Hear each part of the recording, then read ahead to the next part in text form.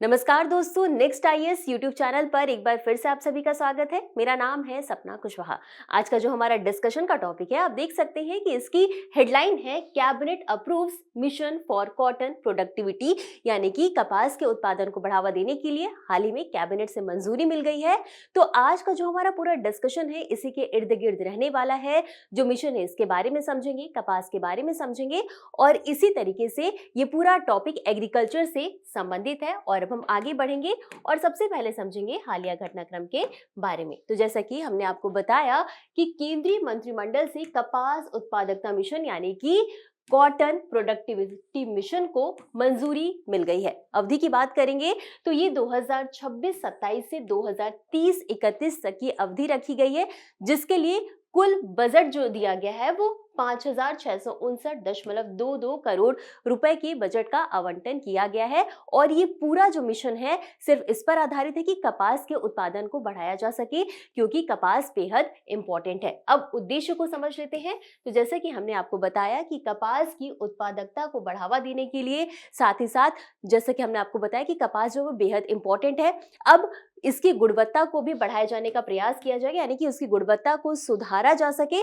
ताकि हमें विदेशों पर निर्भर न रहना पड़े। हम खुद ही भारत में जितनी भी जरूरत हो उतना उत्पादन कर सके, साथ ही साथ इतना और उत्पादन कर सके कि विदेशों में भी हम भेज सके, यानी कि आयात पर निर्भरता कम करना है। और इसके अलावा भारतीय वस्त्र उद्योग को वैश्विक स्तर पर प्रतिस्पर्धी बनाना है, जैसे कि हमने आपको बताया। तो यही है इस मिशन का उद्देश्य। अब इतना समझेंगे, समझने के बाद अब हम आगे बढ़ेंगे और इससे संबंधित कुछ और महत्वपूर्ण बिंदुओं को समझ लेंगे। अच्छा, ये जो पूरा मिशन है वो भारत की 5F विजन पर आधारित है। अब 5F का मतलब समझ लेते हैं। तो फार्म, फाइबर, फैक्ट्री, फैशन और फॉरेन। इसका मतलब क्या है कि फार्म में इसका उत्पादन करना है, फिर इसे फाइबर बनाना है, फाइबर बनाने के बाद इसे फैक्ट्रियों में भेजना है, कपड़े बनाने हैं, वस्त्र बनाने हैं, उसके बाद फैशन यानी वस्त्र उद्योग को बढ़ावा देना है और उसके बाद फॉरेन में इसके जो है कि इसे बेचने के लिए भेजा जाएगा। अब क्रियान्वयन एजेंसियों की बात कर लेते हैं। तो इसमें सिर्फ कोई एक एजेंसी शामिल नहीं है, बल्कि कई सारी एजेंसियां हैं जो मिलकर के इसमें काम कर रही हैं। वो कौन कौन सी हैं? कृषि एवं किसान कल्याण मंत्रालय, वस्त्र मंत्रालय, सहयोगी संस्थाएं, ICAR के 10 संस्थान और CSIR मिलकर के इस मिशन के लिए काम कर रहे हैं। अब कवरेज की बात कर लेते हैं। तो ये जो मिशन है इसके प्रारंभिक चरण में कुल 14 प्रमुख कपास उत्पादक राज्यों के 140 जिले को शामिल किया गया है। अच्छा, अब इसके लक्ष्य को समझ लेते हैं। तो ये जो मिशन है इसमें जो है कि 2031 तक के लिए कुछ लक्ष्य रखे गए हैं। वो कौन कौन से हैं? तो कपास उत्पादन को 498 लाख गांठों तक पहुंचाना। अब एक गांठ जो होती है उसमें 170 किलोग्राम लिंट होती है और इसी तरीके से जो कपास उत्पादन है उसको 498 लाख गांठों तक पहुंचाना। और साथ ही साथ जो लिंट उत्पादकता है उसको 440 किलोग्राम हेक्टेयर से बढ़ा करके 755 किलोग्राम हेक्टेयर करना, यानी कि वर्तमान में जो ये उत्पादकता है वो 440 किलोग्राम हेक्टेयर है और इसको भी बढ़ा करके 755 किलोग्राम प्रति हेक्टेयर तक बढ़ावा देना है।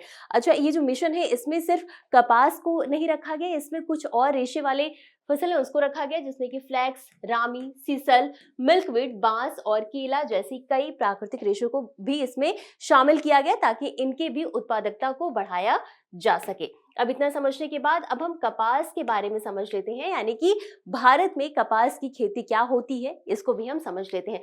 तो जो कपास है उसे सफेद सोना भी कहा जाता है। क्यों? क्योंकि कपास जो है वो बेहद इंपॉर्टेंट है और इससे अगर इसकी उत्पादकता अच्छी होती है तो किसानों की आय भी काफी अच्छी होती है। अब ये जो पौधा है, ये जो कपास है वो अर्ध शुष्क पौधा है, यानी कि इसे बहुत ज्यादा पानी की जरूरत नहीं पड़ती है और इसे उष्णकटिबंधीय और उपोष्णकटिबंधीय परिस्थिति में उगाया जाता है, यानी कि इन जगहों पर कपास की उत्पादकता अच्छी होती है। अब अलग अलग क्षेत्रों में इनके लिए अलग अलग मिट्टी की जरूरत पड़ती है, तो इसे भी हम समझ लेते हैं। तो उत्तर में गहरी जलोढ़ मिट्टी आवश्यक होती है। बात करेंगे मध्य और दक्कन क्षेत्र की, तो यहाँ पर काली कपास और रेगुर मृदा में कपास की खेती अच्छी होती है। और इसके बाद दक्षिण की बात करेंगे तो दक्षिण में लाल काली मिश्रित मृदा जो है इनके उत्पादन के लिए अच्छी होती है। अब एक और इम्पॉर्टेंट जो बात है वो आपको याद रखनी है कि भारत जो है वो एकमात्र ऐसा देश है जहां पर कपास की सभी 4 प्रजातियां उगाई जाती हैं। वो 4 प्रजातियां कौन कौन सी है उनको भी देख लेते हैं। तो जी आर्बोरियम और जी हर्बेसियम जो कि एशियाई कपास है, ये हो गई 2 प्रजातियां, और जी बारबाडेंस मिस्री कपास है, ये एक प्रजाति हो गई, और चौथी प्रजाति है जी हिरसुतम, ये अमेरिका अपलैंड कपास की प्रजाति है। तो इस तरीके से ये 4 प्रजातियां जो है वो सिर्फ और सिर्फ भारत में ही उगाई जाती हैं। अब आपको एक और बात याद रखनी है कि भारत जो है विश्व का दूसरा सबसे बड़ा उत्पादक है और साथ ही साथ दूसरा सबसे बड़ा उपभोक्ता भी है कपास का।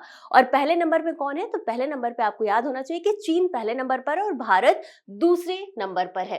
तो ये आपको याद होना चाहिए। अच्छा, अब एक और इम्पॉर्टेंट बात है, ये भी आपको याद होनी चाहिए, एग्जाम के पॉइंट ऑफ व्यू से काफी इंपॉर्टेंट है कि वस्त्र मंत्रालय के अनुसार भारत में 9 प्रमुख कपास उत्पादक राज्य हैं। ये कौन कौन से, इनको देख लेते हैं। तो सबसे पहले बात करेंगे उत्तरी क्षेत्र की। तो उत्तरी क्षेत्र में पंजाब, हरियाणा और राजस्थान जो है वो कपास उत्पादन के लिए काफी उत्पादक राज्य हैं। इसके बाद हम बात करेंगे मध्य क्षेत्र में। तो मध्य क्षेत्र में गुजरात, महाराष्ट्र और मध्य प्रदेश राज्य में इनका उत्पादन काफी अच्छा होता है। और दक्षिणी क्षेत्र की बात करेंगे तो तेलंगाना, आंध्र प्रदेश और कर्नाटक में इनका उत्पादन सबसे ज्यादा देखने को मिलता है। ये तो हमने समझ लिया कपास के बारे में।